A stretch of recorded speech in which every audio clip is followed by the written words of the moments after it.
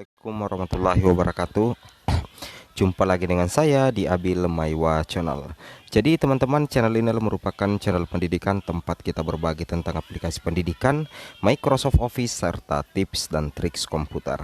Jadi pada video kali ini Bapak Ibu ya, kembali lagi admin akan mencoba mengupdate ya informasi terbaru ya, dan tentunya resmi dan juga mendesak ya, terkait dua data P1 guru lolos PG wajib valid dan terkoneksi dengan SSCISN agar nantinya SSCISN bisa mendeteksi guru lulus PG sebagai kategori P1.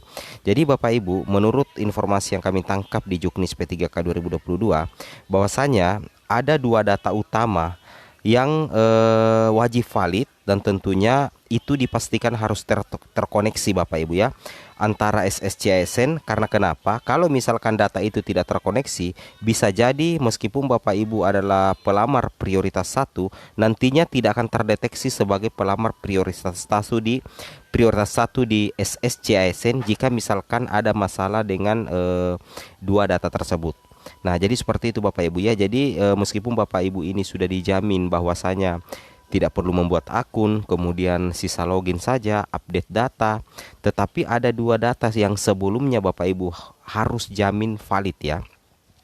Dua data itu harus Bapak Ibu jamin valid agar nantinya bisa terkoneksi secara otomatis dengan server SSCISN dan SSCISN bisa mendeteksi data Bapak Ibu sebagai guru lulus PG dan masuk kategori prioritas 1.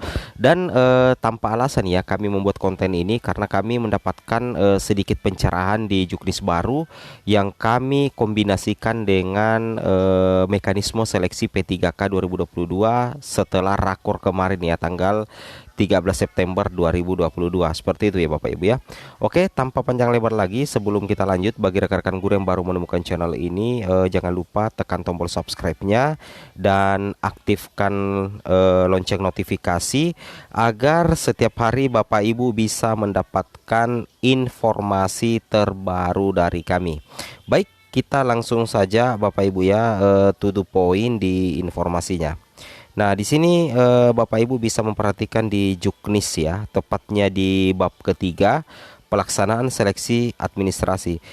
Di sini ada 3 prioritas Bapak Ibu ya. Untuk seleksi administrasinya ada prioritas 1, ada prioritas 2, dan ada pelamar prioritas 3. Nah, kemudian untuk pelamar prioritas 1 itu untuk seleksi administrasinya tidak ada masalah karena tentunya menggunakan hasil seleksi P3K untuk jabatan fungsional guru pada tahun 2021. Nah, jadi tidak ada masalah ya bagi pelamar prioritas 1 terkait seleksi administrasinya karena nantinya itu akan menggunakan hasil seleksi tahun 2021, baik itu di tahap 1 ataupun di tahap 2. Nah, kemudian bagi prioritas 2 dan prioritas 3 serta pelamar umum, itu nantinya seleksi administrasinya akan dilakukan langsung oleh Panselnas instansi daerah atau panitia seleksi instansi daerah. Jadi perlu Bapak Ibu ketahui yang masuk dalam kategori prioritas 2, 3 dan umum, untuk seleksi administrasi Bapak Ibu P2, P3 dan P4 itu nantinya akan dilakukan langsung oleh panitia seleksi instansi daerah. Beda halnya kalau pelamar prioritas 1 itu kami anggap aman karena sudah ada nilai tahap pertama dan tahap kedua yang menjadi syarat sebagai bagian dari seleksi administrasi. Dan ini adalah salah satu keistimewaan bagi pelamar P1 Bapak Ibu ya. Nah, di sini ini ada 3 poin ya. Banyak sekali mempertanyakan ini 4 poin. Apakah ini diperuntukkan untuk pelamar prioritas 1, 2, 3, dan 4? Perlu Bapak Ibu ketahui, sebagaimana yang dijelaskan di sini di atas, untuk P1 itu menggunakan hasil seleksi administrasi P3K pada tahun 2021. Jadi sisa nilai Bapak Ibu yang akan dinilai sebagai bagian dari seleksi administrasi. Sedangkan P2, P3 dan umum itu akan dilakukan langsung oleh panitia seleksi instansi daerah. Nah, sedangkan di sini dikatakan panitia seleksi instansi daerah melakukan seleksi administrasi yang meliputi verifikasi dan validasi kelengkapan berkas dan kesesuaian dokumen pelamar melalui laman resmi BKN. Jadi kalau menurut admin pribadi ya, mudah-mudahan benar apa yang admin bilang. Silakan Bapak Ibu juga komen di kolom komentar. Untuk 4 poin verifikasi ini admin pribadi yakin bahwa ini ditujukan untuk pelamar prioritas 2 dan pelamar prioritas 3 serta pelamar umum. Kalau untuk pelamar P1 itu sudah tidak ada masalah dengan data-data ini Bapak Ibu ya, tidak ada masalah dengan data-data ini karena sisa menggunakan hasil seleksi administrasi P3K untuk jabatan fungsional guru pada tahun 2021. Tetapi jangan salah dulu Bapak Ibu ya, jangan salah dulu.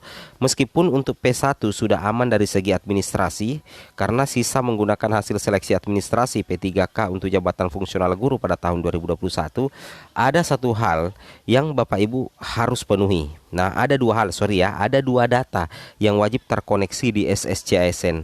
Bapak Ibu bisa perhatikan di bagian sini di bab 4 ya. Nah, di sini kita kupas tuntas ya bab 3 dengan bab 4. Perhatikan bab 4 di sini dikatakan pelaksanaan seleksi kompetensi bagi pelamar prioritas. Nah, di sini kita fokus di seleksi dan penempatan bagi pelamar prioritas 1. Di sini kita langsung lihat di poin kedua.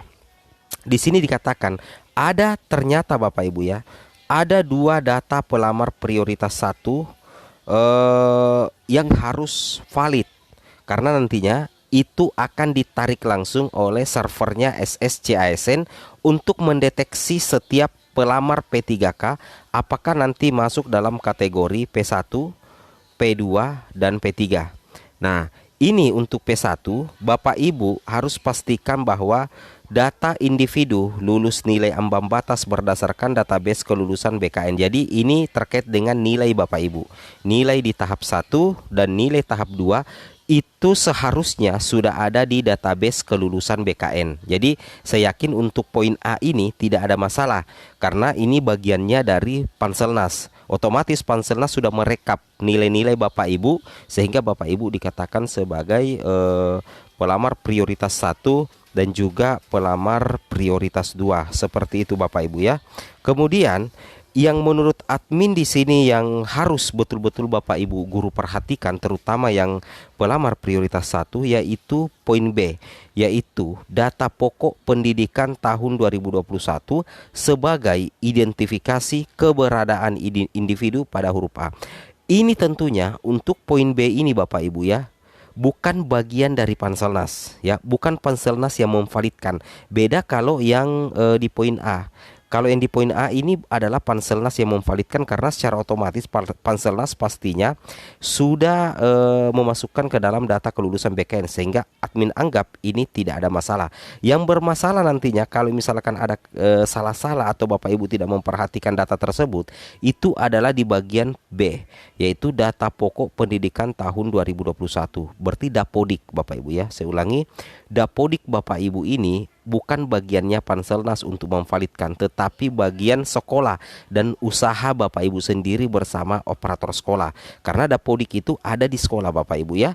Jadi Bapak Ibu tolong ya diperhatikan atau dikoordinasikan dengan operator sekolah terkait data individu Bapak Ibu di Dapodik, terutama nama Bapak Ibu tercatat tidaknya di Dapodik itu tergantung dari operator sekolah. Jadi data pokok pendidikan 2021 ini akan menjadi identifikasi keberadaan Bapak Ibu ya, apakah Bapak Ibu tercatat di Dapodik atau tidak untuk guru negeri seperti itu ya, dan swasta tentunya Bapak Ibu ya. Nah, sekarang di sini kita bisa lihat faktanya setelah admin kolaborasikan dengan 2 data ini.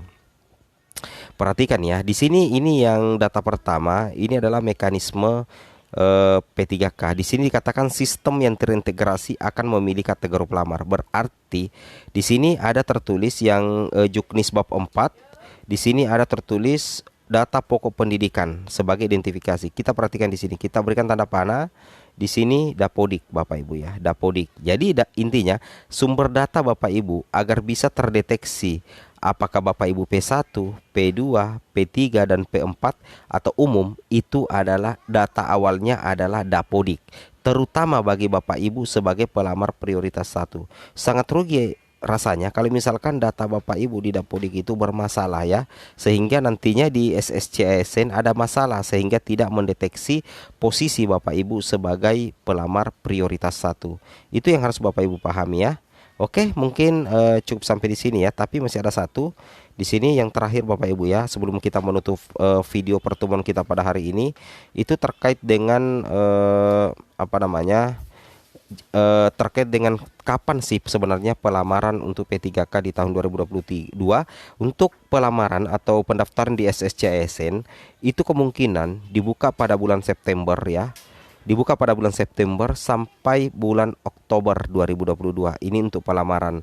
Nah, untuk penempatannya, penempatan bagi pelamar prioritas satu ini saya khususkan dulu, yaitu di Oktober 2022. Jadi apa ya Bapak Ibu ya, penentu kelulusan Bapak Ibu nantinya apakah Bapak Ibu mengisi formasi atau tidak, karena ini terkait dengan penempatan bagi P1 itu terjadi nantinya di bulan Oktober. Mudah-mudahan tidak molor lagi Bapak Ibu ya. Oke, cukup sampai di sini informasi singkat dari kami, semoga bermanfaat. Sedikit banyaknya yang menonton video ini kami tidak permasalahkan, banyak alhamdulillah, tidak banyak juga alhamdulillah. Oke, assalamualaikum warahmatullahi wabarakatuh.